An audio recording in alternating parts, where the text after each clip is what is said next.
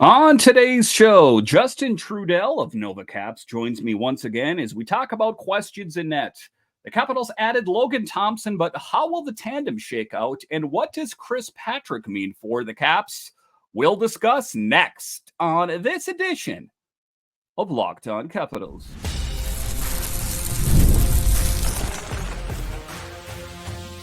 Your Locked On Capitals, your daily podcast on the Washington Capitals. Part of the Locked On Podcast Network. Your team every day. Well, hello and welcome into this edition of Locked On Capitals. I'm so glad you decided to join me today. As always, this podcast is free and available on all the major platforms, including the SiriusXM app and on YouTube. And I want to thank you for making this your first listen each and every day. My name is Dan Holme. I've covered the Capitals for the last 3 seasons for Locked On and various other outlets before that. I'm also the host of the weekly show called The Capitals Minute Cast, available wherever you find your podcasts. You can find me on Twitter. It's at DanCaps218. You can find the show on Twitter. It's at Locked On Caps. And the best way that you can help grow the show is to subscribe to Locked On Capitals on YouTube and comment anything down below. Today's episode is brought to you by Game Time. Download the Game Time app, create an account, and use code LOCKEDONNHL for $20 off your first purchase. Terms apply. So in this edition of Locked On Capitals, Justin Trudel of NovaCaps joins me once again as we talk about the situation in net. Listen, I had it all sketched out. I thought it was going to be Charlie Lindgren and Hunter Shepard. And then former GM Brian McClellan threw us all a curveball by adding Logan Thompson to the mix. What does that mean for the Capitals? A little bit later, we will talk about the Capitals acquiring Cap Friendly. Who knew that was even for sale? We'll talk about that. And then in the final segment, we will talk about the addition of Chris Patrick as the new GM and what he means for the Capitals.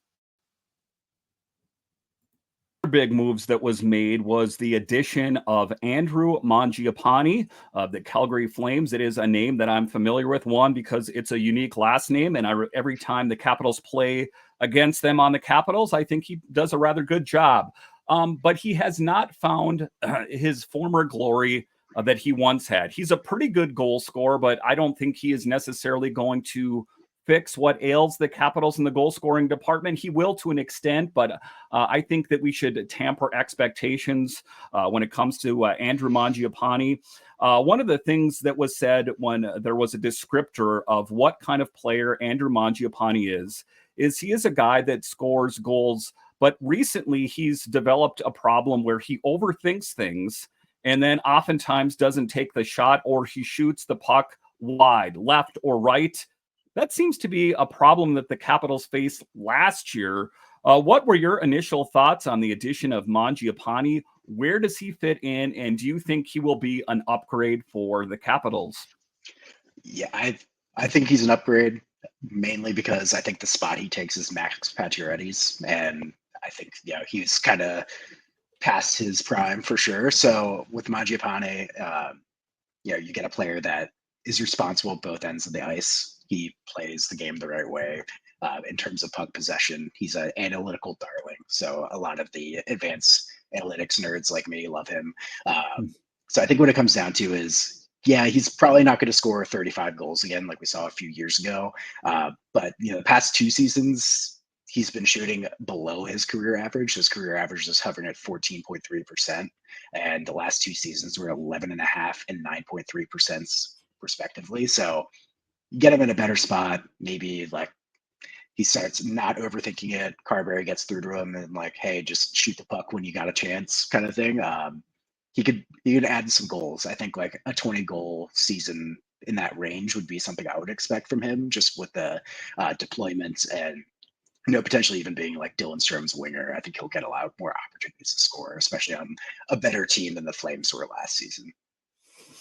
So taking next at the fourth line, an interesting thing, Beck Malenstein and Nicholas Aube-Kubel both went out to the Buffalo Sabres. What's up with you guys, Buffalo Sabres? Why are you taking our fourth line away from us? We know that has been a productive line for the Capitals with Nick Dowd holding it down in the center position there. But GM Brian McClellan, being the masterful GM that he did, he plugged those holes with Brandon Duhaime and Taylor Raddysh.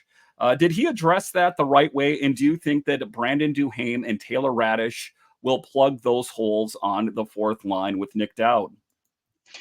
I think there's a definite possibility, I would say. I think with Taylor Raddysh, I think it's exciting because he's a younger guy and pretty highly regarded prospect for his time. I mean, he's a good player. And I think from his underlying metrics from last season, he was really strong defensively and he's a good penalty killer. So those are two things we kind of want for a fourth liner and kind of slots in to replace what Beck Malensai brought to the table. I feel like Duhaime is very much a Aube-Kubel direct replacement, physical player, probably not going to add a ton of other stuff other than forechecking and being physical, but Duhaime has that physicality that they'll need at least from someone on the fourth line. So I think what it comes down to is it's going to be the first time for Dowd having like a completely new line coming into a season. So I think we'll see how that pans out, but I think you could do a lot worse than that fourth line as it currently stands. In this episode, we are talking with Justin Trudel of Nova Caps. So talking about other players, we're talking forwards here in this segment here. We talked about the additions that were made on and around July 1st. And I like the additions. I'm talking Pierre-Luc Dubois. I'm talking Mangiapane. We're talking those type of players, but I think we need more. I know that there's Connor McMichael and Hendrik Slop here. We're talking even Miroshnichenko potentially. What players on the Hershey Bears are due for a promotion? I'm talking Pierre Dubé. I'm talking about Ethan Frank. Those type of players. Listen, back-to-back Calder Cup champions. That is quite something when you think about it. I mean, obviously, those players know how to get it done. In the forward group down in Hershey, who is due for a promotion? Yeah, I think it's Ethan Frank. I think when it comes down to it, when we have our first injury of the season to a winger, he's probably going to be the first one called up. I do think Pierre Dubé is on that list too. And who knows what happens out of camp? Like Ivan Miroshnichenko could make the team out of camp. We don't know. I think the second, third line left wing is up for grabs. Right now Sonny Milano's kind of in that spot, and if he doesn't perform well in camp, he might be the odd man out. And I think it's exciting because we have players that can slot into the NHL roster from the AHL, which hasn't really been the case, the past few seasons where we had our cupboards pretty bare. I think what it comes down to is you're going to need to add goal scoring if one of the wingers goes down, and I think Dubé and Ethan Frank are those two guys. So as we take a look at the lineup, we are talking there about Hershey options. We talk about the subtractions of Nick Backstrom. We talk about the subtractions of Kuznetsov and potentially TJ Oshie. Heading into next season, this team laid out as is. Do you see them being a better team next year, or what direction do you see them going in? I think the Caps are significantly better. So using Evolving Hockey's goals above replacement metric. So it's pretty similar to baseball's wins above replacement metric. So pretty similar. With the outgoing players in Nick Jensen, Beck Malensai, Nicholas Aube-Kubel, and Max Pacioretty, the projected GAR for them next season was 4.7 for all four of them combined. With the incoming players, the Caps acquired this past offseason in Matt Roy, Mangiapane, Dubois, Chychrun, and Duhaime. The Caps are bringing in 23.9 in projected GAR, so an increase of 19.2 GAR projected there. On top of that, you replace Darcy Kuemper, who had negative 7.2 GAR last season, with Logan Thompson, who had a 13.5 GAR. So considerable improvement there. I think the Capitals are in a much better spot this season this upcoming season than they were last season, just because the quality of the roster not only got younger, but more talented. And overall, I think with Carberry's second year, we should, be seeing a little more improvement from coaching strategy as well. So ultimately, I think as it stands right now, I feel like the Caps are pretty much in that like third or fourth spot in the Metro. And it really depends on what Carolina does the rest of this offseason, because I feel like they kind of fell down a little bit and the Caps are kind of right there with them now. So what it comes down to is, what does Carolina do with Martin Nakis, and what does that pan out? And I think that's what it comes down to for the Caps. But it feels like the Caps are certainly a fringe wild card to division place in the playoffs. All right, so coming up here after the break, we will continue to talk about the off-season movement for the Capitals and what position will they be in the fall. We'll discuss straight ahead.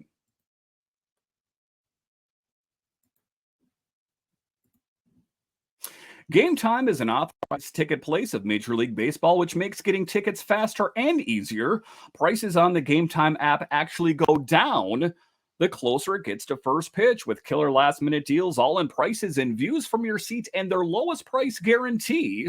Game Time takes the guesswork out of buying MLB tickets. And listen, guys, life is busy. I get that. I'm going to get tickets to the baseball game, and then you get busy and you forget about it. Well, fear not, as tickets actually get cheaper closer to first pitch. Take the guesswork out of buying MLB tickets with Game Time. Download the Game Time app, create an account, and use code LOCKEDONNHL for $20 off your first purchase. Terms apply. Again, create an account and redeem code LOCKEDON NHL for $20 off. Download Game Time today. Last minute tickets, lowest prices, guaranteed.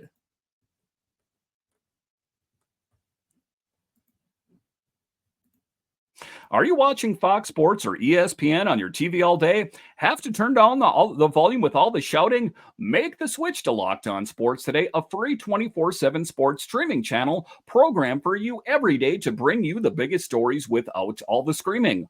Locked On Sports today brings you the can't-miss analysis, opinions, and news streaming 24/7 on YouTube or the free Amazon Fire TV channels app, part of the Locked On Podcast Network. It is your team. It is every day. One of the players that has a big impact and has for years is TJ Oshie. And one of the guys, I guess I would say, seeing him live, you can fully appreciate what kind of playmaker he is. When he's dialed in, especially in his heyday, which I guess we haven't seen for a little bit of time here, he is a dynamic playmaker. And but one of the things that we know is that he wants certain promises made that he won't have to go through what he's had to go through the last few years. We're talking about laying on the floor, urinating in a bottle, all those kind of things. He doesn't want to have to fly in his specialist from Minnesota. Weigh in on your thoughts on TJ Oshie. Is he, I hate to say this out loud here, is he a liability to this team at this point? Is he not doing the Capitals fairly by waiting until later in the summer to, say one way or another if he's going to play? What are your thoughts on TJ Oshie's future with the Capitals? Yeah, it's tough for me to say it too, because I'm a big fan of Oshie, but I feel like he's done. It's just, I feel like the Caps wouldn't have been this aggressive, acquiring pretty big contracts in Dubois and Mangiapane, without having some certainty that Oshie was probably going to on the long-term injury list. So to me, I feel like with how risk averse in terms of cap the Capitals have been in the past, I don't think Oshie's in a spot where he's going to play. He might start the season on the injured reserve, long-term injury reserve, but maybe he finds a solution later on. He can suit up for the playoffs. That would be great. Do the Vegas/Tampa Bay kind of circumvention of the cap for the playoffs. But I think what it comes down to is he doesn't have that kind of promise made yet that his back's going to be 100%. And at his age, coming from someone who has back problems too, like you don't really get over those. Those are things that stick around. So my advice for him would hopefully be like, enjoy your family, like be able to pick up your kids while you can and do all that, rather than potentially causing a long-term constant pain, especially with your back. I think for the most part, I feel like he's done. I think he probably has said all but that, but I think what it comes down to is I don't think the Caps make all these moves if they expect Oshie to be on the opening night roster. And a tip of the hat to TJ Oshie. In all sincerity, one of the best Capitals to ever do it. I sincerely mean that. Was a huge piece in the Capitals winning the cup. He is one of the guys. He is one of the few players around ever that I have never found anyone say anything negative about him. All positive, just a great guy on the ice, off the ice. We wish TJ Oshie nothing but the best, regardless of what the future holds with his hockey days. All right, in this episode, we are talking with Justin Trudel. Check out his analytical work at novacaps.com. Next, let's talk about the blue line. Something that was an issue for the Capitals. John Carlson routinely playing between 25 and 30 minutes a night. A guy that did not complain, kind of just went about and did his business. He would be on the bench sucking wind when he did get a couple minutes not playing. But I think that the Capitals saw that that is not sustainable for Carlson. It's not sustainable for the Capitals. So Brian McClellan did some really good things on the blue line, in my estimation, at least on paper. He went out and signed a big name player in Jakob Chychrun. And this isn't the first time the Capitals have been all in on Chychrun, a dynamic defenseman, a guy that in his younger day was actually a forward. He said that he plays better with the puck on his stick and he likes to get involved in the offense. What was your initial reactions to the Capitals acquiring Jakob Chychrun, and what will he mean for the Caps? I think my biggest surprise was the pretty low cost it was to acquire him, in all things considered. Like, we're talking about a year prior to that, the Senators paid a first round pick and 2 second-round picks for Chychrun and flipped him for Nick Jensen and a 2026 third-round pick.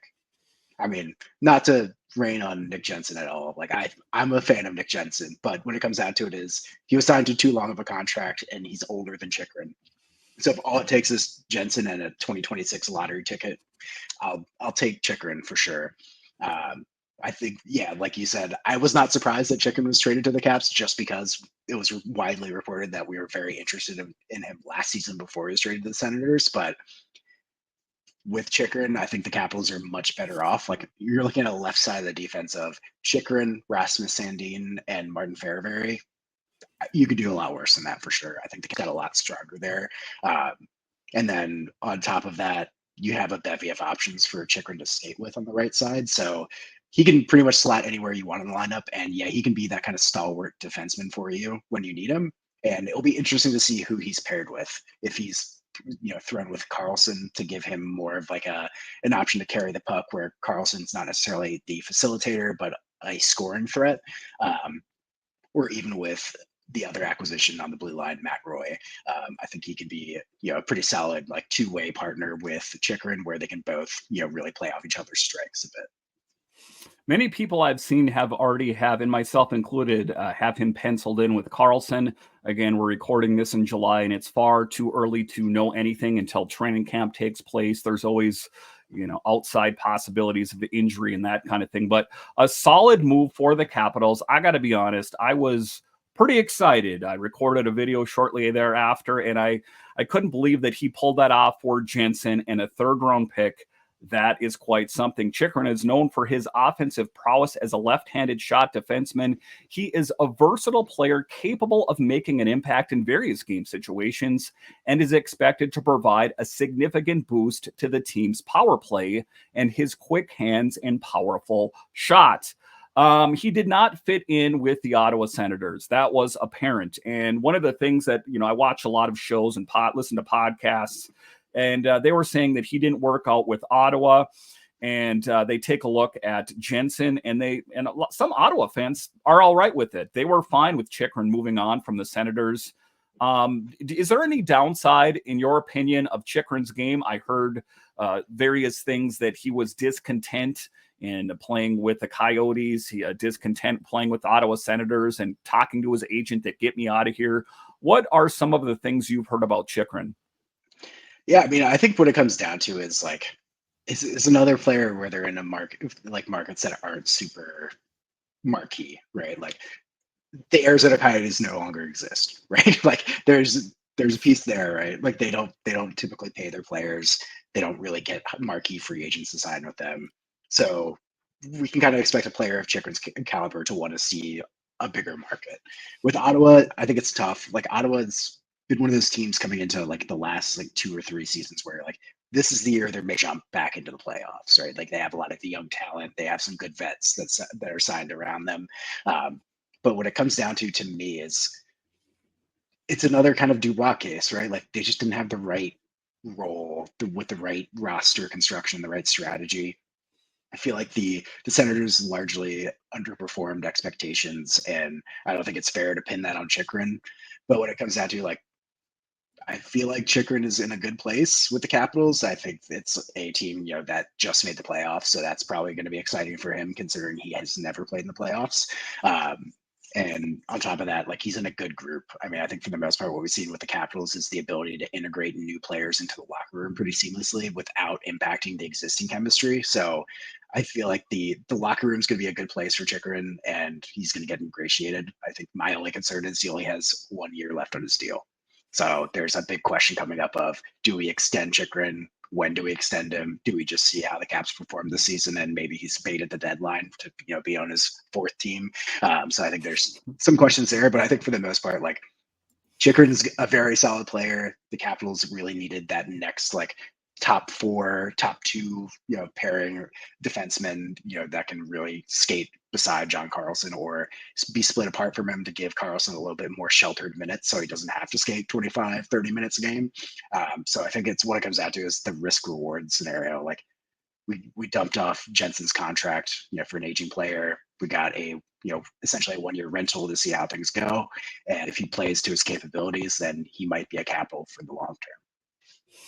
Yeah, and you take a look at it, I think that there is some risk, and one of the things that former GM Brian McClellan said is that kind of like what you were talking about, we don't want to extend anything. We want to see how he fits in with the Capitals. We want to see what Chychrun thinks of playing here. We don't want to commit to something that we will regret. All right, coming up after the break, we will continue to talk about the offseason movement for the Capitals acquiring cap-friendly, and what does the addition of Chris Patrick as the new GM mean for the Capitals? We'll discuss straight ahead. The other big move on the blue line is Matt Roy.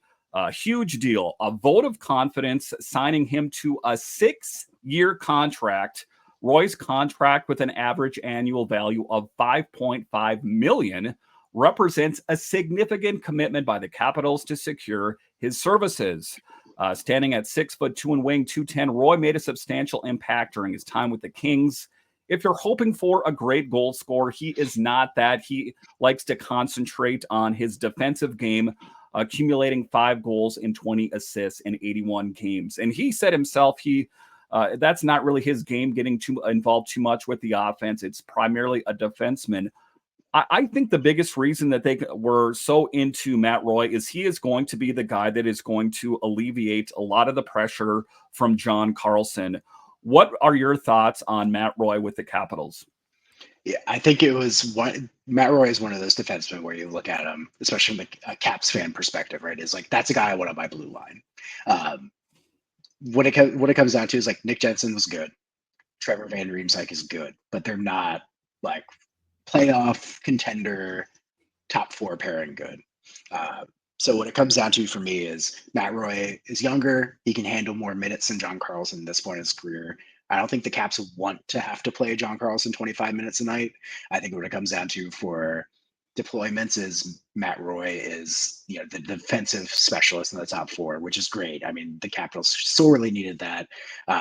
They don't really have the shutdown defenseman in the lineup right now without Matt Roy. So that addition serves a couple needs there, just to get, another high level defenseman in there that can skate upwards of 25 minutes rather than John Carlson, who could be having more sheltered starts, get more offensive zone starts, really pander to his strengths rather than putting him in bad situations where, you might see defensive mishaps or liabilities for a guy who's never been like a shutdown defenseman in Carlson, but has been pretty decent on that end. But when you start skating, a guy in his mid-30s that much, you might see a little more.